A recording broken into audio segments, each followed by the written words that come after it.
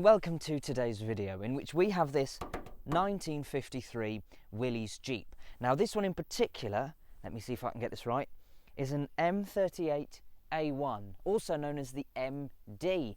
Now that was made between 1952 and 1971, so this is quite an early one for one of these. It was used by the US military between sort of 1952 and 57, if that interests you at all. I don't really know anything about Jeeps, to be honest. That was just a bit of a Wikipedia thing before I started filming.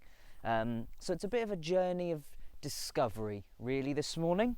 But it's a nice day, so I thought I would film something that doesn't have any doors or windows.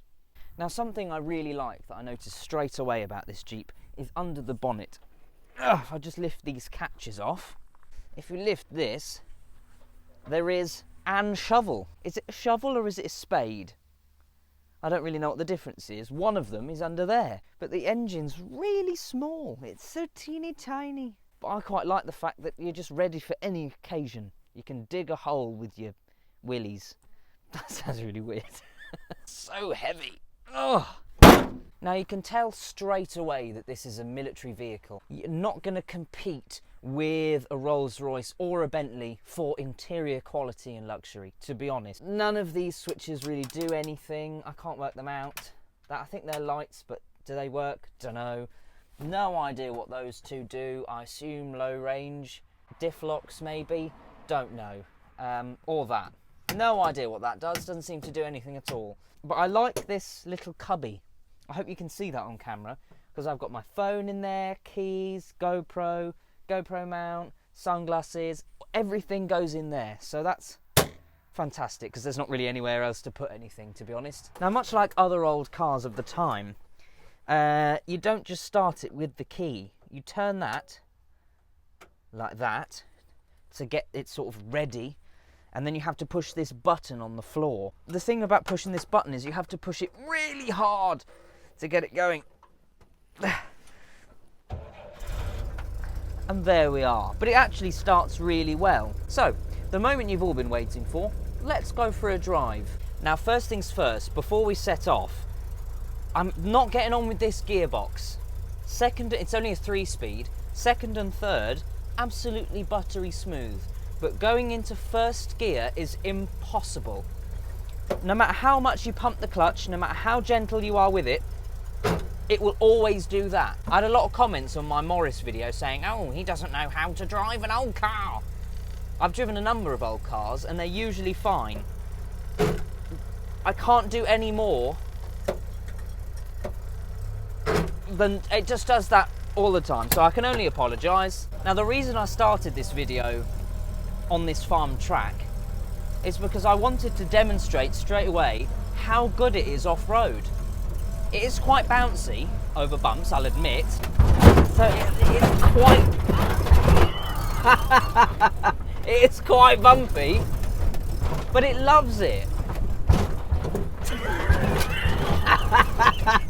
But most of the time, when I don't go through bits like that, it just soaks up the bumps really well. It's a very competent off-roader. I mean, obviously, that makes sense because that's what it's for. Now, I'll admit, I've been having a lot of microphone issues to the point where I've had to film this video a number of times.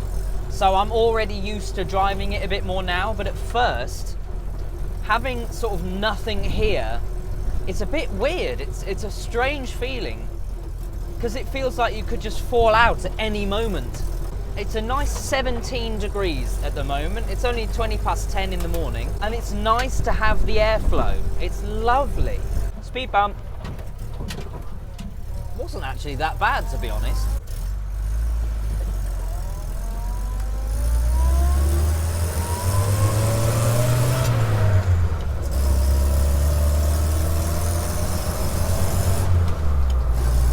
Once you're up and going, it's not that difficult to drive, really. And a lot of noise comes from the tyres as well, because they're obviously big chunky off-road tyres. They make a bit of a whir as you go down the road, but really, it's not that difficult. The steering is quite vague. That's just all play. But once you're used to that, then it's all right. into third. 40. Oh no. Are we breaking down? It started to misfire there. So I'm not sure it's keen on going above about 40. But that's fine. We can stay below 40. There's a lot of gearbox and diff noise as well. You can hear the gears whirring away, and I also really like the horn because it's this button here, which is fine. It's like a normal horn, but then for whatever reason you can just take the button out all the way. I mean, why would you need to do that? Brake! Oh, the brakes are not good at all. 90-degree right-hand bend coming up here. They've turned their telephone box into a little library. Isn't that sweet? The noise from the tyres is hilarious. 45. No, we're misfiring. It's not keen on going over 45. But to be honest, that felt like enough, especially with how bad these brakes are.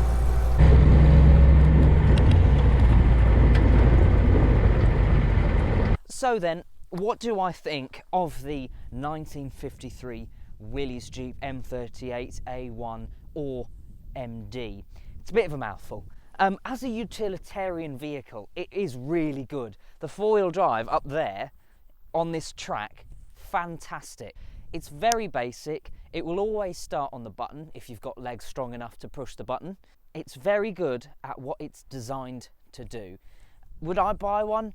Probably not. This kind of thing isn't really my sort of thing, but I can totally see the appeal. I hope you liked the video. Leave me a comment down below. Let me know what you think of the Willys. I'm interested to hear your thoughts. Now, if you have a classic car for sale, head over to classiccarbuyer.co.uk and I will see you in the next video.